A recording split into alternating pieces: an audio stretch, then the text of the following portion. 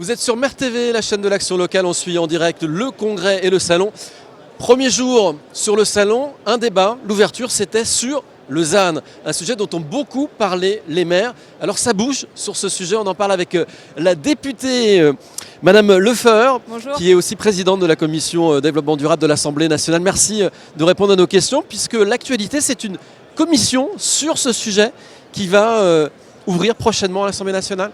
Oui, tout à fait. En tant que présidente de commission, la première mission d'information que j'ai souhaité créer, c'est justement sur la zéro artificialisation nette, mais plus précisément sur les politiques publiques, la fiscalité qui entoure en fait la mise en œuvre de cette zéro artificialisation, qui effectivement interroge les élus locaux. Et là, l'idée, c'est de pouvoir les accompagner dans la mise en œuvre de la ZAN.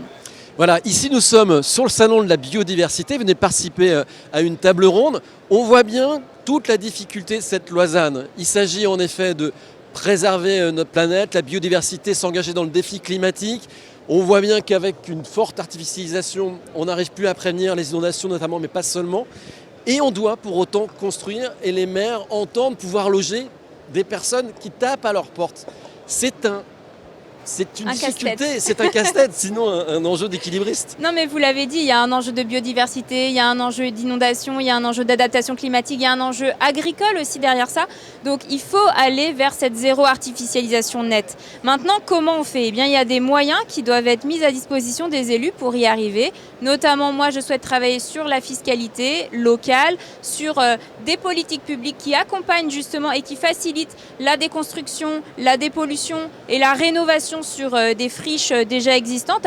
À Pleybercris, par exemple, dans ma commune, on a un exemple. On va mettre en place une filature de lin sur une ancienne usine qui faisait du kaolin. Donc, on a des possibilités. Il y a aussi la possibilité d'avoir des habitats légers. On a une multitude de dispositifs possibles pour accompagner les élus locaux dans cette zéro artificialisation nette, tout en répondant à cette demande de logement sur certains territoires, de développement économique. L'équation, elle peut se résoudre. Il faut juste que l'on soit en adéquation pour l'accompagner. Cette commission va donc, j'imagine, recueillir beaucoup d'avis. Vous allez consulter. À l'issue de vos travaux, que va-t-il se passer ? Est-ce qu'on peut imaginer des amendements à la loi ou non ? Ou là encore, c'est une bagarre qui va s'engager entre le Parlement et le gouvernement ?